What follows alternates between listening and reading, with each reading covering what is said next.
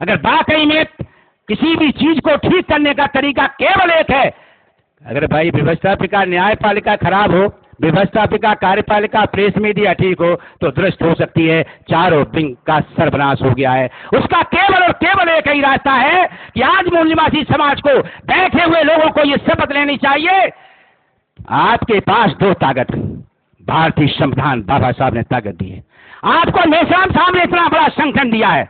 आज आपको एक ही बात की आवश्यकता है कि आप निष्ठावान होकर के ईमानदारी से, जब तक देश के अंदर जन आंदोलन जन क्रांति नहीं होगी, महासंग्राम नहीं होगा, इस देश के इस व्यवस्था को ताश नाश नहीं किया जाएगा, तब तक समस्याओं का समाधान नहीं हो सकता है। वो कहते हैं कि हम बहुत विद्वान हैं।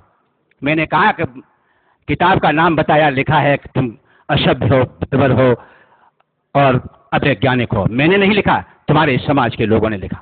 यही जज शिकार्ड जो इलाहाबाद में वकील थे, सुप्रीम कोर्ट से रिटायर हो गए, मैं भी इलाहाबाद के वकील, जब वो वकील थे तो मैं भी वकील थे। उन्होंने मुझसे प्रश्न किया, कश्यप साहब ओबीसी एससी की बहुत बात करते हो, बताओ कोई विद्वान हुआ हो। मैंने उनसे कहा कि बहुत बड़ी लाइन है, बहुत बड़ी लाइन लग जाएगी, लिखते लिखते परेशान हो जाओगे। तुम बताओ ब्राह्मणों में कोई आज तक विद्वान हुआ हो? न पुराणों में हुआ है, न किसी इतिहास में हुआ है, न कोई इतिहासकार बना है, न कोई वैज्ञानिक बना है। आज तक कोई भी ब्राह्मण विद्वान पैदा नहीं हुआ है।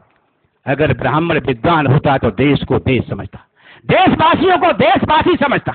बोले देशवासियों को देशवासी समझता है, नहीं तो देश को अपना देश समझता है। इससे साबित होता है कि देश के अंदर ब्राह्मण ये जानता है कि ये मूल निवासी समाज है और हम बाहर के रहने वाले। अभी बड़ा बहस चल रही है।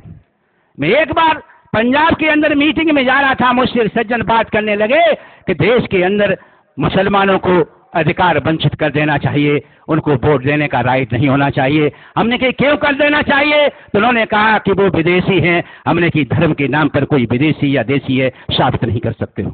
किसी बिरादरी का है देशी है विदेशी है साबित नहीं कर सकते हो। किस क्षेत्र का रहने वाला है देशी है विदेशी है साबित नहीं कर सकते हो। एक ही आधार है कि डीएनए का रिपोर्ट आनी चाहिए कि डीएनए के आधार पर जिसका डीएनए भारत से मिलता है वही देश का निवासी है, उसे अधिकार होना चाहिए। और जिनका डीएनए भारत से नहीं मिलता है उन्हें अधिकार वंचित कर देना चाहिए, उन्हें का वोटिंग राइट समाप्त कर देना चाहिए, बड़े पदों पर जाने का राइट खत्म कर देना चाहिए। ये तभी होगा जब बैठा हुआ समाज आज संकल्प लेगा। बाबा साहब की बात मानते हैं आप, ज्योतिबा राव फुले को मानते हैं, छत्रपति साहू जी को मानते हैं, पेरेरामा स्वामी नायकर को मानते हैं। मानते सबको है हमारा समाज, लेकिन मानता किसी की नहीं।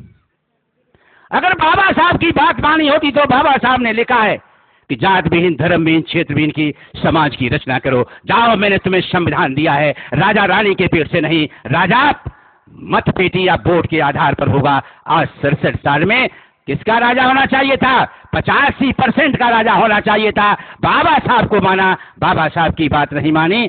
आपको यह संकल्प लेना पड़ेगा कि अगर वाकई में हम पूर्वजों को मानते हैं, भारतीय संविधान के आधार पर मैं बोल रहा हूं, भारतीय संविधान के आधार पर मंच पे बहुत बैठे, भारतीय संविधान के आधार पर ही आप हमारी बात को सुन रहे हैं। संविधान नहीं होता तो मैं बोल नहीं सकता था, बोलते तो मेरी जीभ काट ली जाती थी। ये मनुस्मृति में लिखा है। भारतीय संविधान में ताकत दी है। भारतीय संविधान का अनुच्छेद 15-16 पढ़िए, क्या लिखा है? सामाजिक और शैक्षणिक रूप से पिछड़े वर्ग के लोगों को सरकारी नौकरियों में, शिक्षा में पर्याप्त प्रतिनिधित्व कायम करने के लिए आरक्षण दिया जाता है। अगर डॉक्टर, वकील, इंजीनियर, प्रोफेसर, आईएएस, आईपीएस अधिकारी बने, आप समाज सेवी बने, आप मिनिस्टर, मुख्यमंत्री बने, क्यों बने हो? आप समाज के प्रतिनिधि हैं। हमारे जब कार्यकर्ता जाते हैं, लोगों से कहते हैं हमारा साथ दो। पढ़ा लिखा अधिकारी 10% साथ है, 90% में क्या कहता है? जाओ शादी कर लो, बच्चों को पालो, माँ बाप को देखो। वो कहता है साहब आप अधिकारी बन गए, तो कहता है ऊपर वाले का आशीर्वाद है और मेरी मेहनत है। मैं दावे के साथ कहता मैं अपने उम्र के लोगों को कि हमारे उम्र के जितने भी डॉक्टर, वकील, इंजीनियर, प्रोफेसर, आईएएस, आईपीएस अधिकारी हैं, उनके पापा 99% अनपढ़ मिलेंगे, बाबा 100% अनपढ़ मिलेंगे। अगर ऊपर वाले का आशीर्वाद था और तेरी मेहनत थी तो तेरे बाप में भी होनी चाहिए थी, तेरे बाबा में भी होनी चाहिए थी। इससे साबित होता है न ऊपर वाले का आशीर्वाद है न तेरी मेहनत है। ये बाबा साहब भीमराव अंबेडकर के भारतीय संविधान का कमाल है, उनकी ताकत है। अगर तूने ताकत हासिल की है तो इसमें काम करना चाहिए। बाबा साहब ने कहा कि मेरे कारवां को आगे बढ़ाना, पीछे मत जाने देना। आज आरक्षण समाप्त हो रहा है, पीछे जा रहा है। तो बैठे हुए लोगों से मैं एक ही निवेदन करना चाहता हूं कि न्यायपालिका से आशा करना, व्यवस्थापिका से आशा करना, संसद से आशा करना, प्रेस मीडिया से आशा करना छोड़ दो।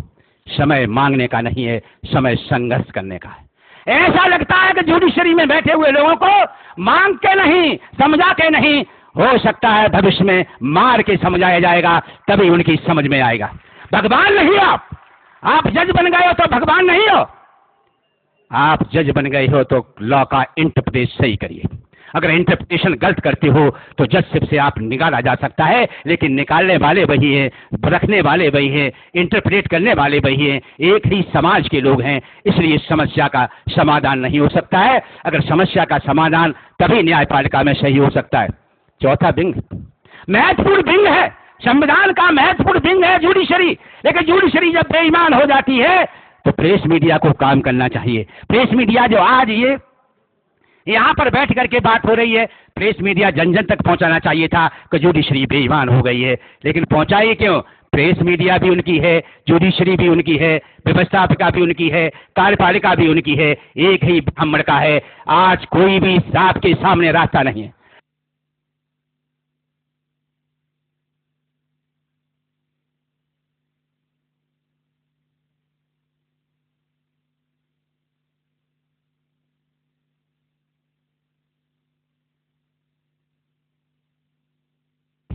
आप ज्योतिबा राव फुले साहब की बात को मानेंगे, आप छत्रपति साहू जी की बात को मानेंगे, जात धर्म